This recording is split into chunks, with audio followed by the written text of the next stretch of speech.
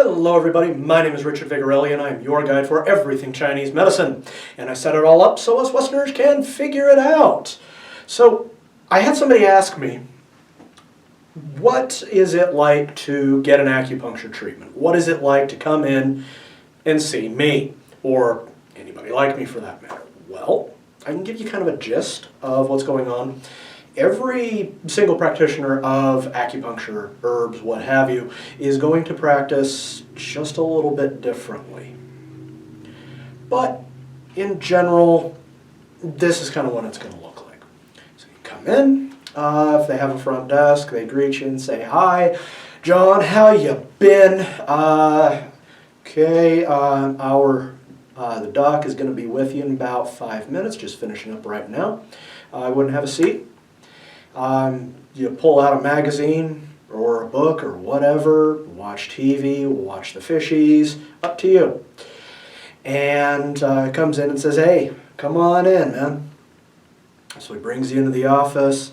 You can sit down on the examination table, you can sit down in a chair. Kind of depends on how they got the office set up. They will then either stand with a little clipboard or maybe a tablet. I actually use a tablet. It's where I take all of my notes for charting. Or they will sit down beside you and in front of a computer and type just like any Western doctor would. Say, "Okay, what brings you in today?" "Well, I've got this problem. It's doing this thing with me, and I don't really like that." "Okay, well, do you have this going for you? Do you have that going for you?" "Okay, awesome. Take notes, take notes, take notes." And they'll say, "Okay, let me see your wrists." And they will do a pulse like that. Okay? Each finger measures something different. The finger by the thumb, this little guy, measures the upper part of the body. The one here, this is abdomen, and then this one is mostly the low back and all of your elimination factors, okay?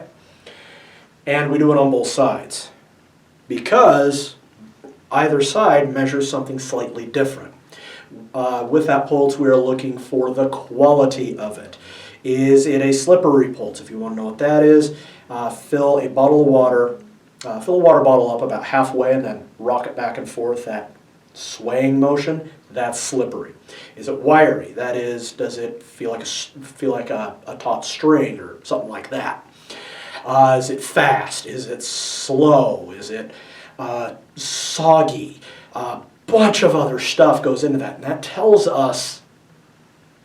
me what is going on inside of you. How your organs are working together, if they are working together, and how important it is for you to really be here that day, and how the treatment's actually going to be formulated. Okay, may do a blood pressure test on you. Simple blood pressure cuff. I use an electronic one. You can buy it on Amazon actually for $40. Other people, they use the regular pump cuff and stethoscope. I know how to do that too. Lots of ways to do this. So we then look at the tongue. How is your tongue coated? What is the color of the tongue? Yes, your tongue does change. And if there's like any weird indentations on it, it's not because you bit your tongue. No. If people bit their tongue to leave those indentations, there would be blood. You're an idiot if you think that. Yes, doctor, you know who you are. Okay? What happens with that is the tongue has actually swollen a little bit, and those indentations are where it didn't go forward because the teeth were in the way. Okay? That tells us something.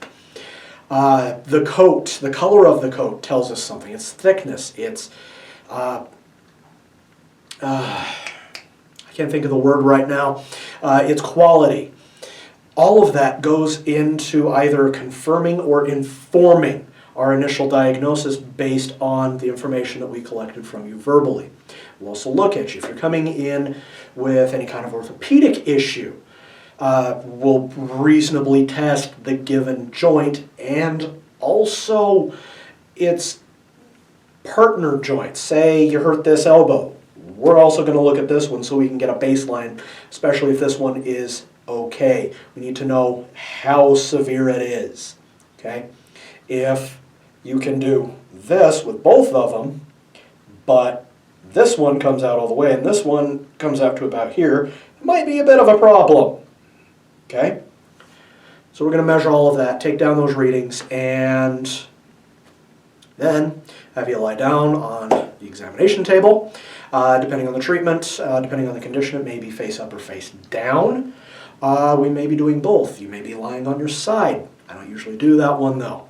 It just depends. The needles are then swabbed with alcohol, at least they should be.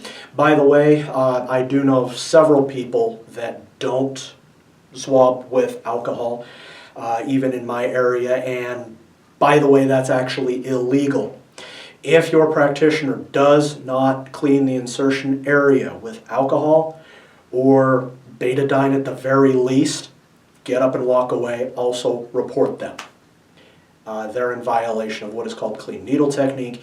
It is actually set down in international standard for the protection of the patient. It is your right to be protected, especially against people that are too stupid to do their job. Okay? So, we swab that area, and then we insert the needle.